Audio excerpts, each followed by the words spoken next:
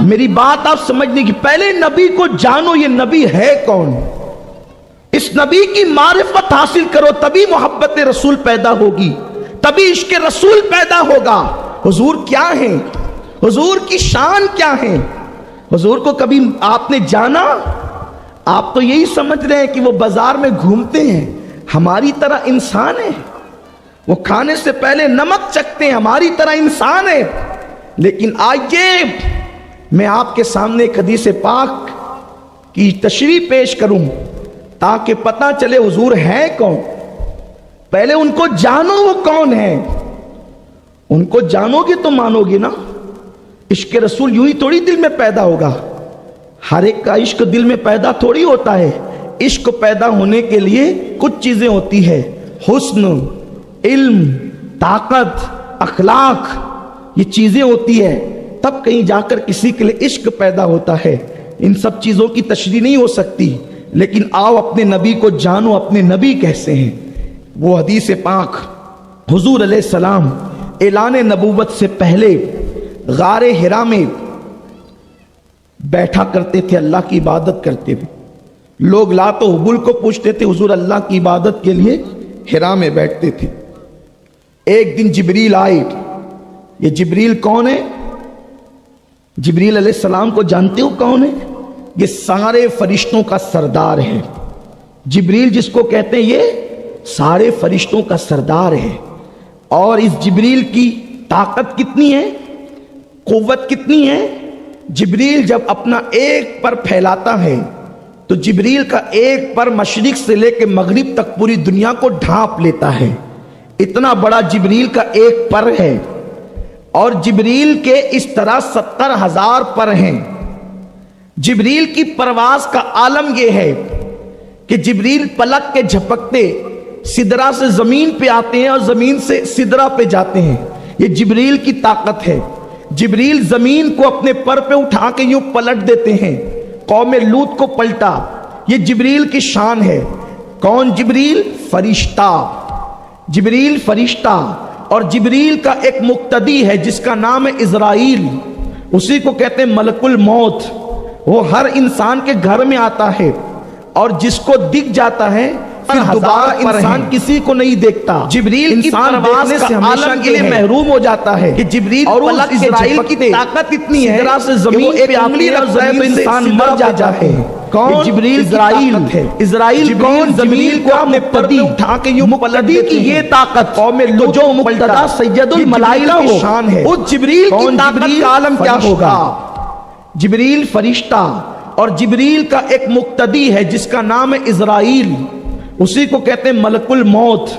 وہ ہر انسان کے گھر میں آتا ہے، اور جس کو دکھ جاتا ہے پھر دوبارہ انسان کسی کو نہیں دیکھتا، انسان دیکھنے سے ہمیشہ کے لیے محروم ہو جاتا ہے۔ اور اس اسرائیل کی طاقت اتنی ہے کہ وہ ایک انگلی رکھتا ہے تو انسان مر جاتا ہے۔ کون؟ اسرائیل۔ اسرائیل کون؟ جبریل کا مقتدی۔ مقتدی کی یہ طاقت، تو جو مقتدا سید الملائکہ ہو اس جبریل کی طاقت کا عالم کیا ہوگا؟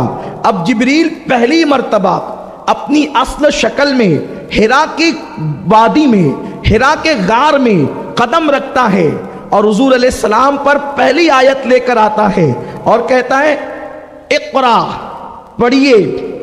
کس سے کہہ رہا ہے؟ جبریل میرے اور آپ کے نبی سے، معلم کائنات سے، معلم انسانیت سے، حضور سید عالم سے، اقرا پڑھیے۔ سرکار نے جواب دیا، یہ بخاری شریف کی حدیث ہے، ما انا بقاری، میں نہیں پڑھتا۔ کیا کہا؟ ما انا بقاری، میں نہیں پڑھتا۔ لوگ کہتے ہیں حضور نے کہا مجھے پڑھنا نہیں آتا۔ خدا کی عزت کی قسم اس کا یہ ترجمہ کبھی نہیں ہو سکتا، ما انا بقاری، میں نہیں پڑھتا۔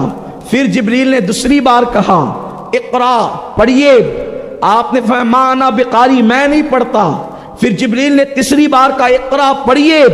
آقا نے فرمایا ما انا بقاری، میں نہیں پڑھتا۔ اب حدیث کے الفاظ اتنے ہیں کہ جبریل نے حضور علیہ السلام کی بغل میں اپنے ہاتھ ڈالے۔ اب آقا علیہ السلام نے جب ہاتھ ڈالے تو حضور کے ہاتھ ہو گئے باہر، حضور کے ہاتھ ہو گئے پیچھے، اور جبریل نے حضور کو بھینچا۔ یعنی دبایا. جبریل نے حضور کو دبایا, اور جب جبریل نے دبایا تو پھر جبریل پیچھے ہٹ گئے. کون؟ اسرائیل کا امام سید الملائکہ پیچھے ہٹ گئے. پھر دوسری بار دبایا, پھر پیچھے ہٹ گئے. پھر تیسری بار دبایا, پھر پیچھے ہٹ گئے.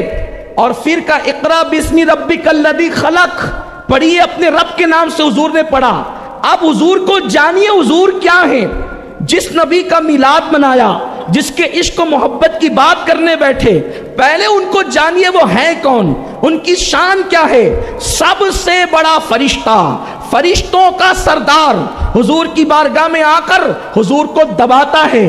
تو لوگ کیا کہتے ہیں, دیکھو جبریل نے حضور کو دبایا بھیجا, تو دبانے کے بعد حضور کو پڑھنا آ گیا اور حضور علیہ السلام تھک گئے, تھر تھر کانپنے لگے.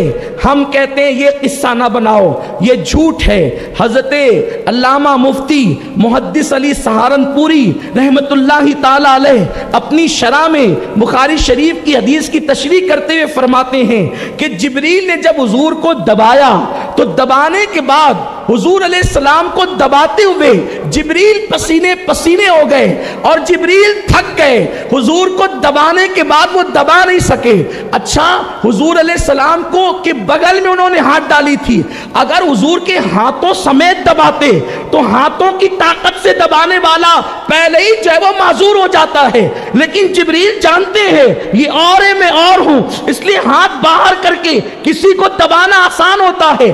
اب اگر کوئی یہ کہتا ہے کہ حضور کو دبایا تو حضور تھک گئے, ارے جو پہلے دبانے میں تھک گیا تو پھر دوسری بار دبانے کی نوبت کیوں آئی, اور دوسری میں تھک گیا تو تیسری بار دبانے کی نوبت کیوں آئی. پہلی بار جبریل دبا کر خود تھکے ہیں, تو جتنا دبانا چاہتے تھے اتنا دبا نہ سکے, اس لیے جبریل کو پیچھے ہٹنا پڑا. پھر دوسری بار کوشش کی, پھر پیچھے ہٹنا پڑا, تیسری بار کوشش کی, پھر جبریل پیچھے ہٹے. پتا چلا جہاں جبریل کی ہمت جواب دیتی ہے وہ مصطفیٰ جان رحمت کی طاقت ہے. سبحان اللہ, سبحان اللہ, سبحان اللہ. نعرہ تکبیر, نعرہ رسالت, نعرہ رسالت, عظمت مصطفیٰ.